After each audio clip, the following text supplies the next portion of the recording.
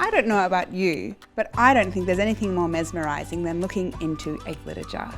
I find it helps me to relax and refocus. In today's procedure, I'm going to be showing you how to make your very own glitter jar.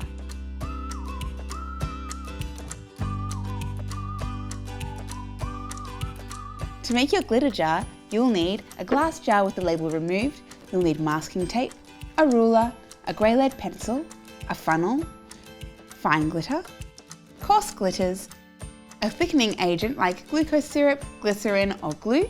You'll need a small amount of dishwashing liquid, a spoon to measure your glitters with, and a popsicle stick to stir your mixture together. We're going to use these materials later, so I'm going to move them to the side. We'll use those in a wet area where it's okay if we get things wet and messy, but we'll prepare the jars in our classroom because we won't be making a mess with these materials. The first thing we're going to do is we're going to put masking tape up the side of our jar, running from the bottom to the top. Just trying to make this as straight up the side of the jar as possible, so it gives us an accurate measurement. We're going to use this to make a measurement guide so that we know how high to fill the different materials inside our glass jar. So get your ruler and try and line up this bottom line here, not the bottom of the ruler, but the bottom line with the bottom of the inside of the jar. I can see it through here because it's a bit darker than the rest of the jar, because that's the part of the jar that we're going to fill with glitter. So put your bottom line matching up with that line inside the jar and get your grey lead pencil and put a line next to the line that's next to the one. We're going to now estimate where halfway up this jar is, and I'm going to put a little line. So I'm just going to have a look and try and have a good guess of where it is. I might use my fingers to help me. And I think the halfway mark is about here. I'm also just going to put a little half measurement there so that I remember that that's where I thought halfway up the jar was. Now I'm going to estimate where a quarter of the way up the jar is. Now a quarter is half of a half, so I can use my half line to help me. So I'm going to go from the bottom all the way to the half and estimate where halfway up is. I think it's about here. So this is now a quarter of the way up the jar. Halfway between the bottom and a half. And I've put my little quarter symbol there. The last thing I'm going to measure is halfway between the half and the quarter mark.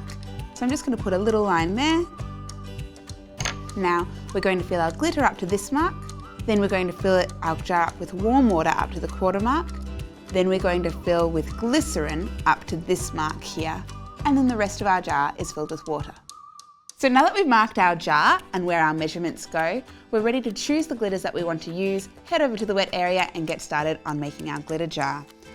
I'm going to use coarse silver glitter, coarse blue glitter, coarse green glitter, and I'm also going to use some of my fine purple glitter and my fine silver glitter. Before we head downstairs to the wet room, if you're using a jar with a narrow neck like either of these, make sure you use a funnel when you put in your glitter so that you don't make a mess. The first thing we're going to put in our glitter jar is the glitter, and we're going to fill our glitters up to this mark on our jar. So I'm going to take off the lid. I'm going to add my fine glitters first because there's a lot more glitter in fine glitter than in coarse glitter because they take up less space for each little bit.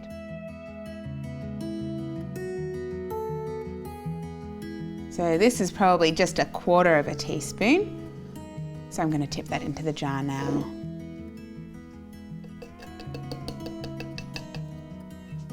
Then we're going to add our silver glitter.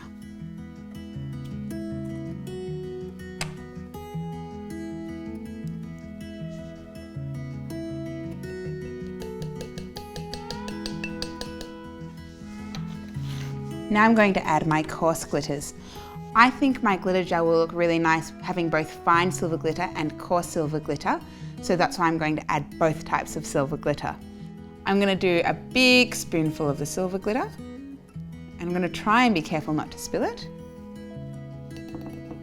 Maybe another big spoonful of the coarse glitter. I'm going to add a spoonful of the green glitter.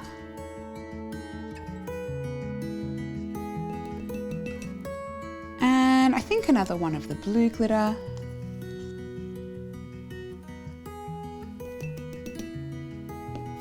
going to give it a shake and see if it's up to my line yet.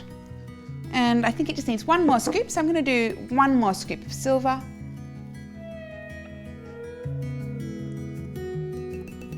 And that's my glitter. So I'm now going to fill it up to the quarter mark with warm water. It's important to put warm water in because that will help to dissolve the glycerin, glucose syrup or glue that you're using. In our case, we're going to add glucose syrup. And then we're going to give it a mix.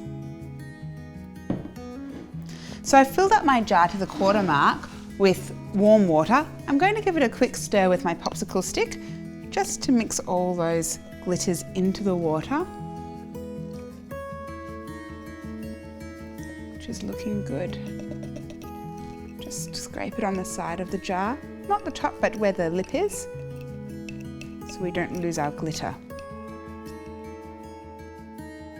We're going to add the glucose syrup now to our next mark. It's very sticky.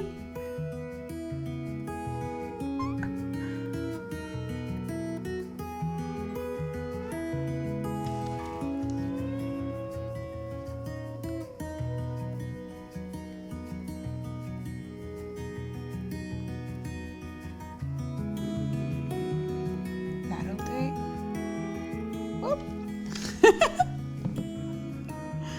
And mix it real good.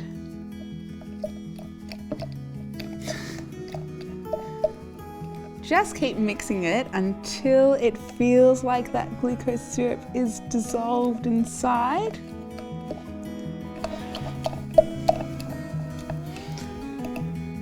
So I've stirred my glucose syrup in with my warm water and it's looking really good. I can see the difference between the big chunks of glitter and the small chunks of glitter, and the glucose syrup is making those bits of glitter hang in the water instead of sinking straight down. I'm going to fill the rest of this jar up with warm water and I'll give it another mix.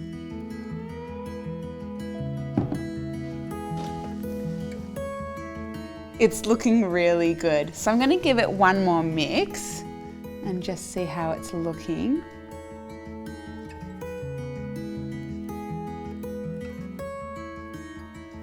Now the last thing I need to do is add a single drop of dishwashing liquid.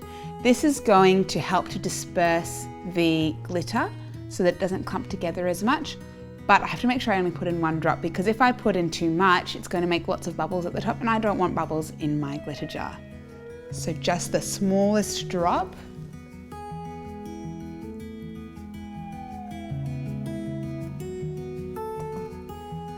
And another mix.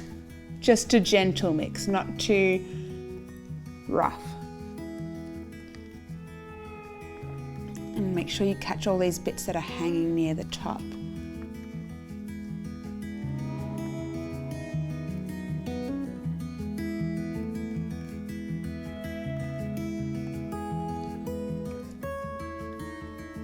I'm going to pop the lid on now, give it a shake and see what it looks like and see if there's anything that I need to change.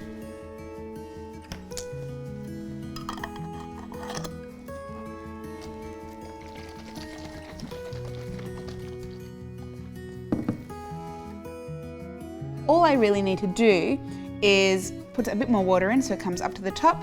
Then I'm going to glue my lid on so it doesn't come off and I don't get any spills. There we go. So I've just put glue around the inside of the lid. I'm going to screw it on. I'm going to make sure I give it time to dry before I shake it now because I don't want the water to ruin the glue.